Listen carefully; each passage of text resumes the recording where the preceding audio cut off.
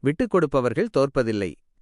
பிடிவாதம் பிடித்து பெறுவதை விட விட்டுக் கொடுத்து பெற்று பாருங்கள், அங்கே அமைதி இருக்கும். தோற்று போவதல்ல விட்டுக் கொடுத்தல், மறுபுறம் இருப்பவரின் மனதை வெல்வது.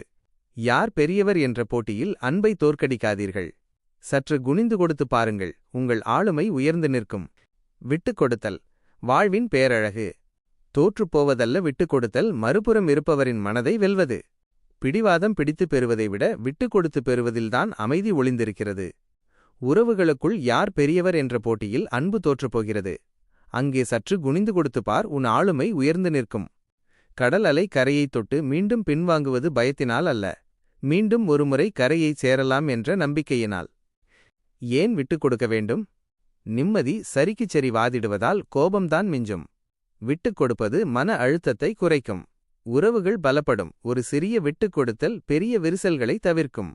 பெருந்தன்மை. விட்டுக் கொடுப்பவர்கள் பலவீனமானவர்கள் அல்ல, அவர்கள்தான் மற்றவர்களின் உணர்வுகளை மதிப்பவர்கள்.